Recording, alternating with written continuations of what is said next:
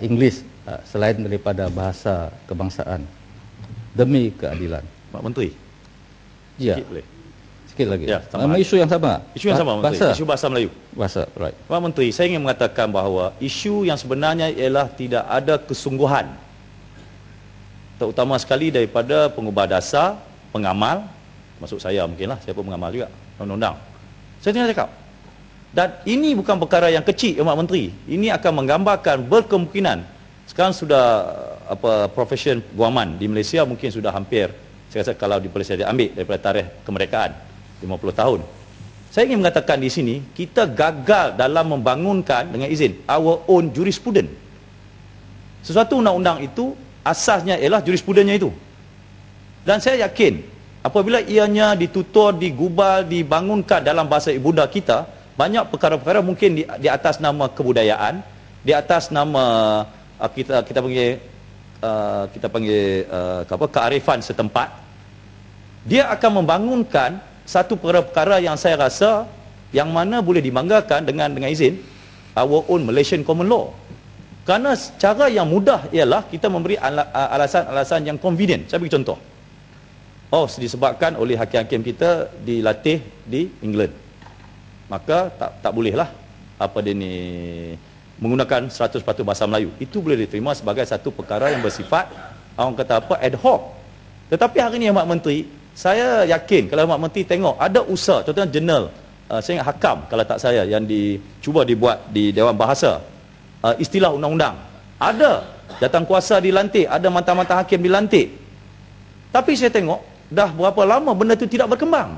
Dan Mak Menteri, saya katakan di sini, kalau kita secara full of humility mengaku bahawa kita satu negara yang mungkin merdekanya baru, ketemadunannya kita tidak selama ketemadunan yang lain, untuk membina satu jurisprudence adalah satu perkara yang agak saya rasa mencabar. Tetapi Mak Menteri, kalau saya boleh katakan Mak Menteri, kita ke pusakaan-pusakaan, terutama pusakaan undang-undang, kita boleh tahu sejauh mana naskah-naskah di dalam bahasa kita. Saya beri contoh hari ini, kita berbahas pasal hak asasi manusia.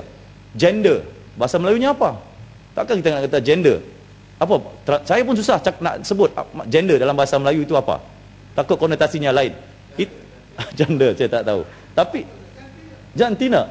Tapi kalau kita belajar dalam bahasa human right, itu bukan maksud jantina. Kalau jantina, diskusi mungkin antara seks, male or female. Gender lebih pada itu lagi. Ada aspek-aspek yang lain lagi. Jadi Mak Menteri, yang ingin saya katakan di sini, saya jarang nak setuju dengan Pasal Mah, tapi hari ini saya setuju pasal isu ni.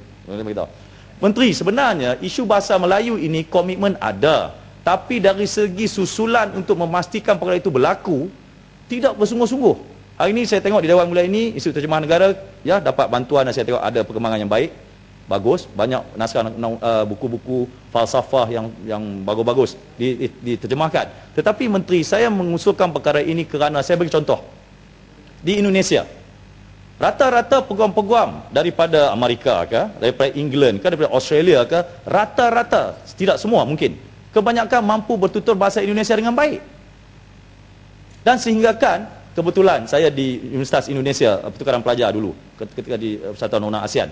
Ketika itu, kami pelajar tersangat bercita tinggi bagaimana rantau ini nak dibina, sehinggakan Singapura, Malaysia common law, Indonesia civil dengan pengaruh Belanda, Thailand dan sebagainya dengan pengaruh civil law dan sebagainya. Tetapi rantau ini nak dibina dengan satu ASEAN Community 2015. Bagaimana perkara-perkara yang berbeza ini dapat mengharmonikan kita? Ketika itu ada agenda di peringkat kami ketika itu. Tetapi saya tengok mesti ada satu perkara yang dibangunkan secara harmoni.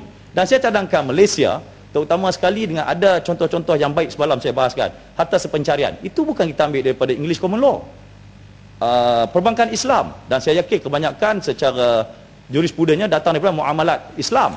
Dan saya katakan perkara ini kita tak akan jumpa di dalam bahasa Inggeris, tak banyak. Dan saya rasa Mak Menteri, dari segi dasarnya saya nak cadangkan bahawa perlu dan tidak boleh dilonggarkan langsung kepada peguam-peguam yang luar ini. Tidak ada usaha inisiatif untuk mengambil berat terhadap penggunaan bahasa Malaysia. Sejauh mana ianya tahap 1, tahap 2, tahap 3 itu saya rasa itu kita bincang. Tetapi kalau tidak ada keperluan langsung, secara longgar langsung, saya rasa itu tidak akan menyumbang kepada pembangunan jurisprudens dan apatah lagi ketemadunan perundangan kita pada masa akan datang. Itu saja. Terima kasih kepada Yang Berhormat Pak Silmas dan juga Balik Pulau. Saya setujulah dengan Yang Berhormat Pak Silmas mengenai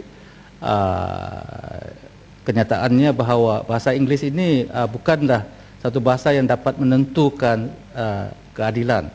Saya setuju bahawa dalam negara-negara yang lain yang tidak menggunakan bahasa Inggeris telah pun mendapat keadilan melalui